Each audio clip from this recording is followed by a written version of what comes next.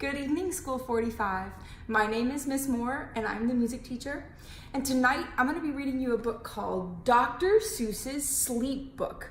This is a really special book to me. My mom used to read this book to me when I was a little girl growing up in California, and I'm really excited to share it with you. So let's get started. This book is to be read in bed. Are you in bed?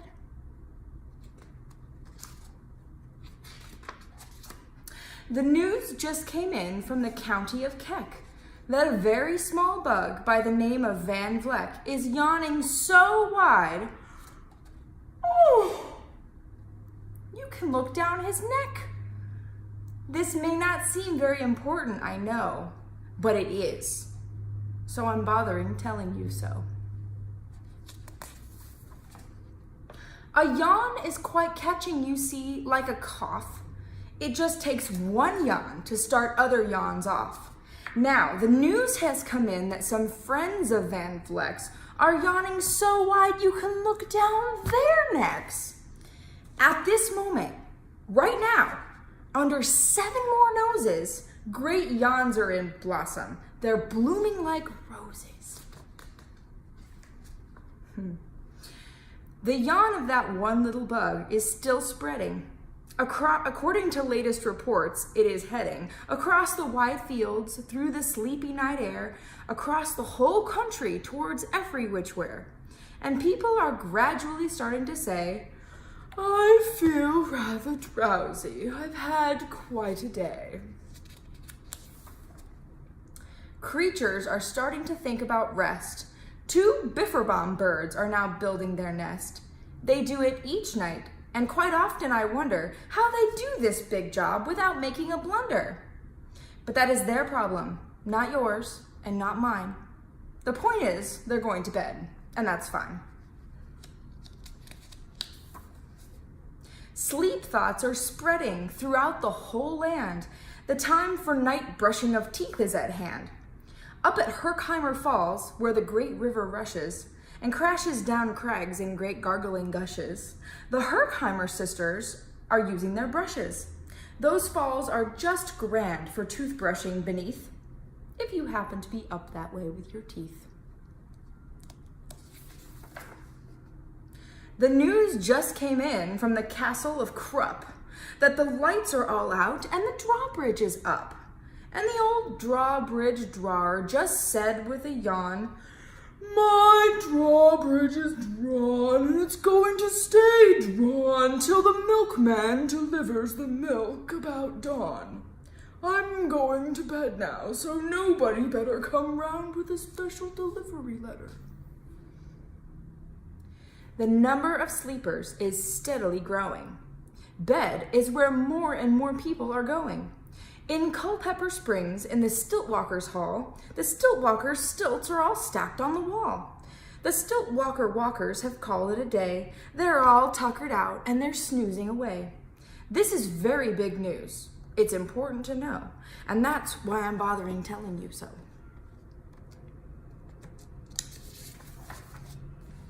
Way out in the west, in the town of Merced, the Hinklehorn Honking Club just went to bed. Every horn has been quietly hung on a hook for the night in its own private Hinklehorn nook. All this long happy day they've been honking about, and the Hinklehorn honkers have honked themselves out. But they'll wake up quite fresh in the morning, and then they'll start right in Hinklehorn honking again. Everywhere, creatures are falling asleep. The collapsible frink just collapsed in a heap.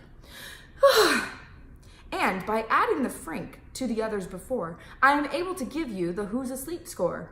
Right now, 40,404 creatures are happily, deeply in slumber. I think you'll agree, that's a whopping fine number.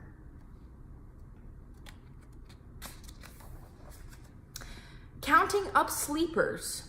Just how do we do it? Really quite simple, there's nothing much to it. We find out how many, we learn the amount by an audio-teleo-telleo count. On a mountain, halfway between Reno and Rome, we have a machine in a plexiglass dome, which listens and looks into everyone's home. And whenever it sees a new sleeper go flop, it jiggles and lets a new biggle ball drop. Our chap counts these balls as they plop in a cup, and that's how we know who's down and who's up.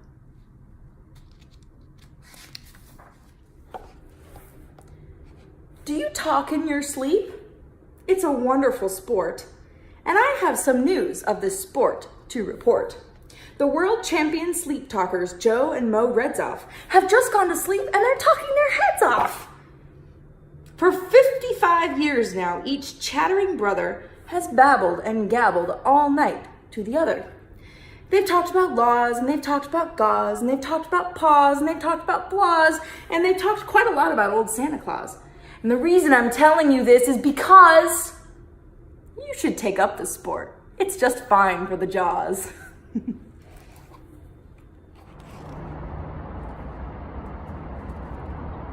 Do you walk in your sleep? I just had a report of some interesting news of this popular sport. Near Finningen Fen, there's a sleepwalking group, which not only walks, but it walks a la hoop. Every night they go miles. Why, they walk to such lengths that they have to keep eating to keep up their strength.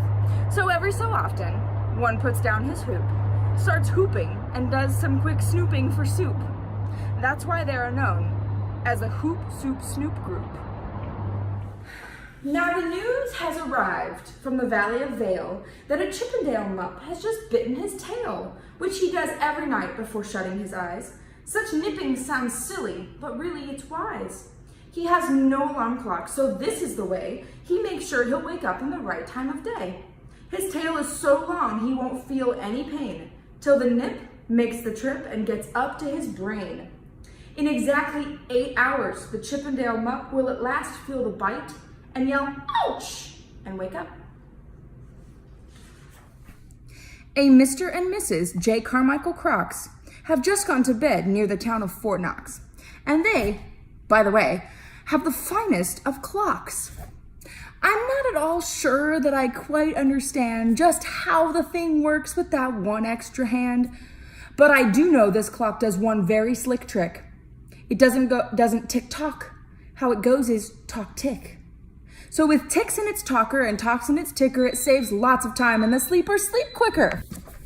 What a fine night for sleeping. From all that I hear, it's the very best night for sleeping in many a year.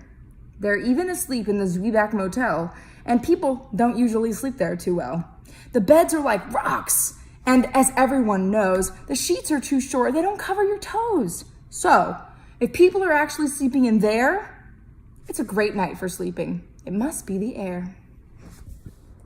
It's a great night for snores. I've just had a report of some boys who are tops in this musical sport.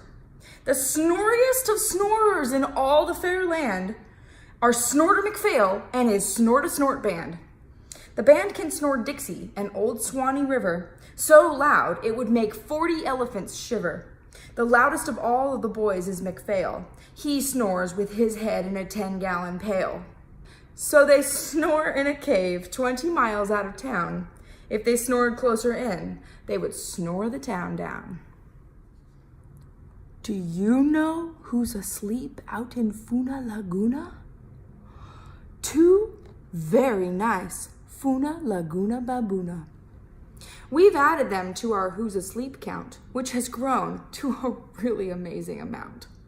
Exactly 8,808 creatures are sleeping right now. Isn't that great? A Jed is in bed, and the bed of a Jed is the softest of beds in the world, it is said. He makes it from pom-poms he grows on his head, and he's sleeping right now on the softest of fluff, completely exhausted from growing this stuff.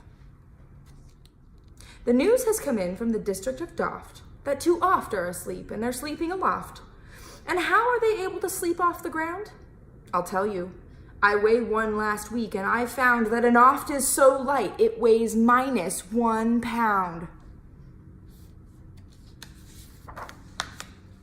This one's my favorite. A moose is asleep. He is dreaming of moose drinks. A goose is asleep. He is dreaming of goose drinks. That's all well and good when a moose dreams of moose juice, and nothing goes wrong when a goose dreams of goose juice.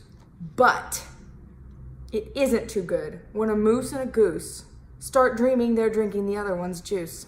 Moose juice, not goose juice, is juice for a moose, and goose juice, not moose juice, is juice for a goose. So, when goose gets a mouthful of juices of mooses, and moose gets a mouthful of juices of gooses, they always fall out of bed screaming screams. So, I'm warning you now, never drink in your dreams. Everywhere, creatures have shut off their voices. They've all gone to bed in the beds of their choices.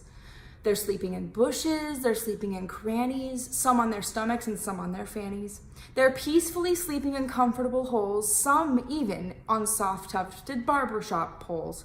The number of sleepers is now past the millions. The number of sleepers is now in the billions. They're sleeping on steps and on strings and on floors, in mailboxes, ships, and the keyholes of doors. Every worm on a fishhook is safe for the night. Every fish in the sea is too sleepy to bite. Every whale in the ocean has turned off his spout. Every light between here and Farfoodle is out. And now, adding things up, we are way beyond billions. Our who's asleep score is now in the zillions. 99 zillion. 9 trillion and 2 creatures are sleeping. So, how about you? When you put out your light, the number will be 99 zillion, 9 trillion, and 3. Good night.